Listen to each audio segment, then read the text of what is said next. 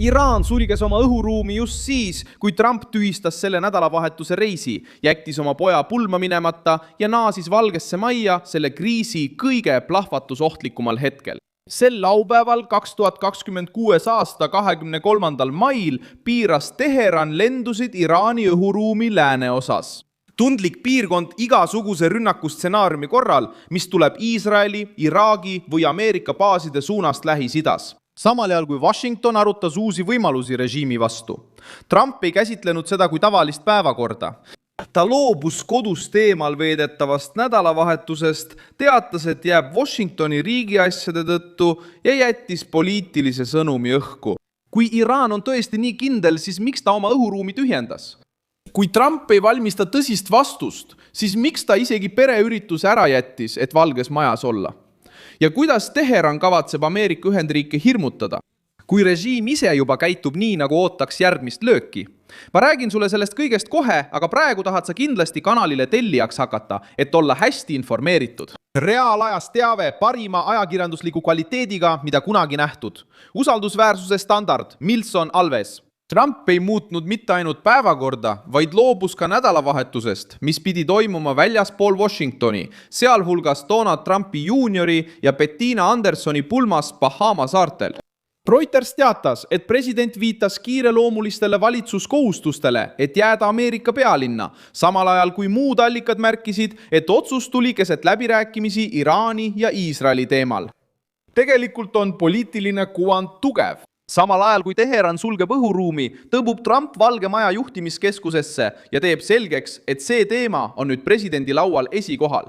Iraani lennublokaad mõjutab peamiselt õhuruumi lääneosa, just seda kõige tundlikumat piirkonda võimaliku rünnaku korral.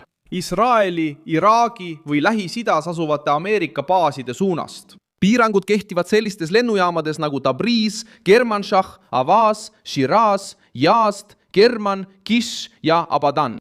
Lihtsalt öeldes sulges Iraan oma õhuruumi just seal, kus ta ohtu kõige rohkem kardab. See ei ole tsiviilelust tavapärane otsus. See on valmisolekust, kaitsevajadusest ja kaalutletud hirmust lähtuv otsus. See samm toimub pärast nädalaid kestnud sõda, ähvardusi ja seiskunud läbirääkimisi. Ameerika Ühendriigid avaldavad survet, et takistada Iraanil tuumavõimekuse säilitamist ning avada Hormuzi väin ilma Iraani väljapressimise, maksude või kontrollita selle rahvusvahelise läbipääsu üle. Kui riik piirab tsiviillendude arvu, vähendab liikumist oma territooriumil ja seab oma kaitsevalmiduse kõrgeks. Ta annab maailmale teada, et valmistub juba rünnaku, vastulöögi või raketirünnaku stsenaariumiks. Just siis muutub olukord tõsiseks. Kui Iraani režiim tunneks end kindlalt, ei peaks ta taevast tühjaks tegema. Valge Maja läks samuti valmisoleku režiimile. CBS teatas, et Trumpi valitsus valmistus võimalikuks uueks sõjaliste rünnakute vooruks Iraani vastu, kuigi kajastamise hetkel polnud lõplikku otsust veel tehtud. Sama teabeallikas märkis, et sõjaväe ja luurevaldkonna liikmed tühistasid oma plaanid Memorial Day nädalavahetuseks, mida Washingtonis peeti märgiks operatiivse ettevaatlikkuse kohta.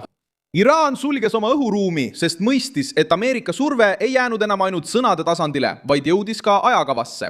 Nädalavahetus muutus riskiperioodiks. Trump naasis Washingtoni. Sõjalised nõunikud pandi valmisolekusse, kaitseametnikud kohandasid oma ajakavasid ja vabariiklastest senaatorid hakkasid avalikult nõudma karmimat vastust. Senati relvajõudude komitee esimees Roger Wicker palus Trumpil loobuda igasugusest nõrgast kokkuleppest ja lubaks relvajõududel viia lõpule Iraani sõjaliste võimete hävitamine ja avada taas Hormuzi väin. See surve kongressis tugevdab keskset väidet. Iraan ei blokeeri õhuruumi niisama, vaid teeb seda, sest teab, et Trumpi survestatakse otsust langetama. Vabariiklaste leeris kasvab arusaam, et iga taganemine oleks Teherani poolt müüdud kui võit. Trumpi liitlaste jaoks mõistab Iraani režiim ainult hinda, jõudu ja tagajärgi. Seetõttu on presidendi viibimine Valges Majas poliitilise kaaluga. Ta ei jäänud Washingtoni selleks, et jälgida diplomaatilist nooti. Ta jäi, sest kriis võib muutuda tegudeks.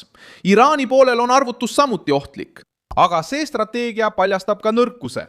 Kindel valitsus hoiab õhuruumi avatuna. survestatud valitsus piirab lende, liigutab kaitset, ähvardab vastulöögiga ja püüab muuta hirmu poliitiliseks tööriistaks.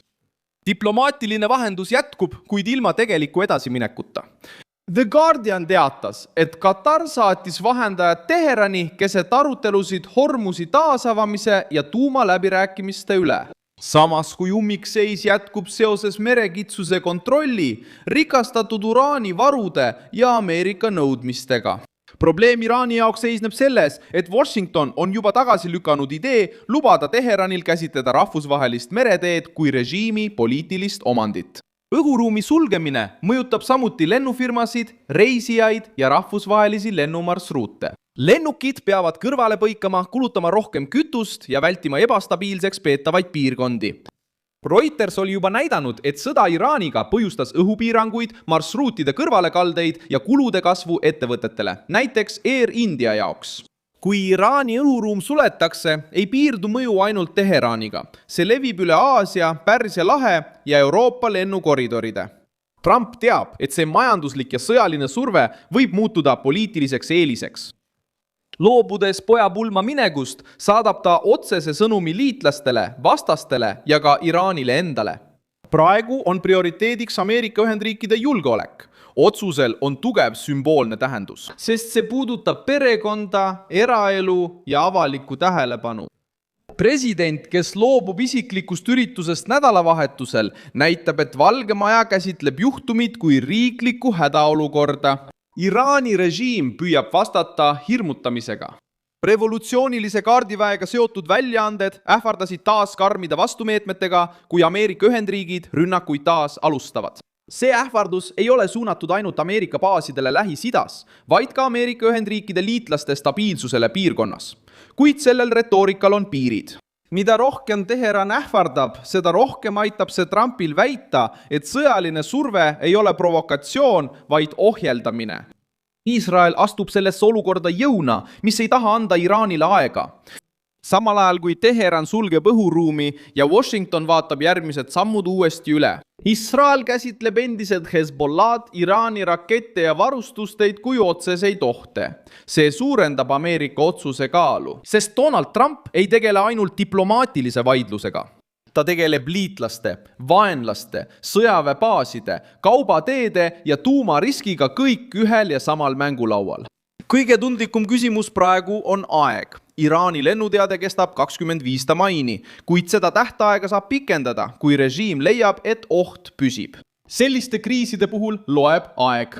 Iga tund, mil õhuruum on suletud, näitab, et lennufirmad, sõjaväelased ja valitsused käsitlevad Iraani õhuruumi kui riskipiirkonda. Ja iga tund, mil Trump on Washingtonis, näitab, et Valge Maja ei taha olla eemal juhtimiskeskusest. Maailm mõistab, et järgmine uudis võib tulla Teheranist, Washingtonist või mõnest sõjaväeradarist kusagil vahepeal. Mina olen Milson Alves, rahvusvaheliste suhete asjatundja ja minu eesmärk on hoida sind iga päev tõese infoga kursis. Uudiste lingid on video kirjelduses. Pane sellele videole like, telli kanal ja vaata lõpus kommentaare, et olla veelgi paremini seotud Milson Alvese kogukonnaga.